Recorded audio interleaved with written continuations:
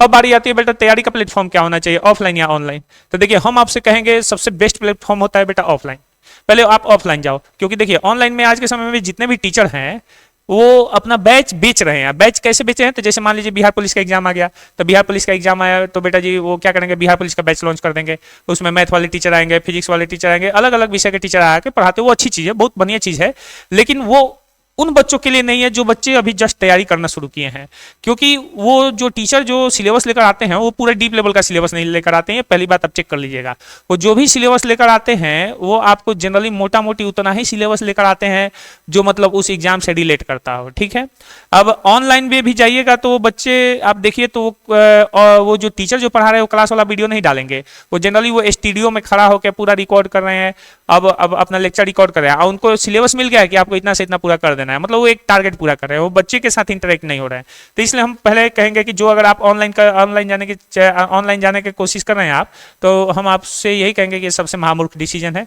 आप पहले ऑफलाइन जाइए और ऑफलाइन के साथ साथ आप ऑनलाइन जाइए। और ऑफलाइन में आप कोशिश कीजिए कि पहले साल में लेवल 1 पर पहुंचिए, फिर लेवल 2 पर पहुंचिए, फिर अगले साल में लेवल 2 पर पहुंचिए, फिर अगले साल में लेवल 3 पर पहुंचिए।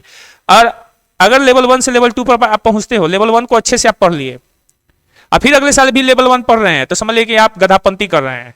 आप लेवल 1 पढ़ के जैसे ही लेवल 2 पर जाइएगा ना, तो लेवल 1 आपको आसान लगने लगेगा, और फिर लेवल 2 पढ़ के जैसे ही लेवल 3 पर जाइएगा ना बच्चों, तो लेवल 2 आसान लगने लगेगा। और सबसे ज्यादा आपको प्रैक्टिस करना है लेवल 3 का, और जितना आप लेवल 3 का प्रैक्टिस कीजिएगा उतना ही आसान लेवल 1 लगेगा, लेवल 2 भी लगेगा, ठीक है। तो जैसे जैसे आप लेवल बढ़ाते हो नीचे वाला लेवल आसान होता है। अगर आप लेवल 1 पर ही मान लीजिए किसी के यहाँ आप कंपटीशन पढ़ रहे हो, वो आपको एस डी यादव पढ़ा रहा है, अगले साल फिर एस डी यादव पढ़ाया, फिर अगले साल, तो इससे आपका ग्रोथ नहीं हुआ, बस आपने एक ही चीज को रगड़ा। आप अपना लेवल बढ़ाइए, जैसे एस डी यादव मैथ पढ़ने के बाद अगले साल आप आर एस अग्रवाल बनाइए, उसके आर एस अग्रवाल एक साल में कंप्लीट करने के बाद अगले साल राकेश यादव बनाइए। हमको तो लग नहीं रहा है कि राकेश यादव एक साल में किसी से कंप्लीट भी होता होगा, क्योंकि एक चैप्टर में 500 क्वेश्चन दिया रहता है, तो राकेश यादव को कंप्लीट करने के लिए 2 साल लग जाते हैं, समझ जाइए।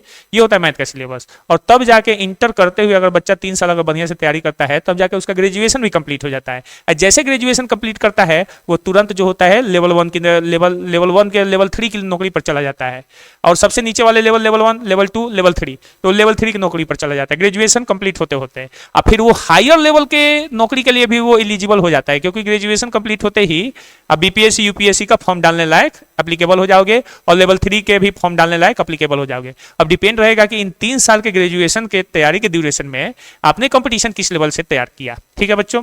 तो चलिए, तो सबसे पहले हम यही कहेंगे कि आप पहले ऑफलाइन जाइए, और ऑफलाइन में ऐसा टीचर पकड़िए जो आपको अच्छे से मैथ समझाए, ऐसा टीचर पकड़िए जो अच्छे से आपको रीजनिंग, अच्छे से आपको जीके जीएस का रिवीजन कराए, ऐसा टीचर पकड़िए जो रीजनिंग का अच्छे से प्रैक्टिस कराए, ऐसा टीचर पकड़िए जो इंग्लिश का अच्छे से गाइडेंस करके आपको मतलब वर्ड पावर याद करवाए, ठीक है।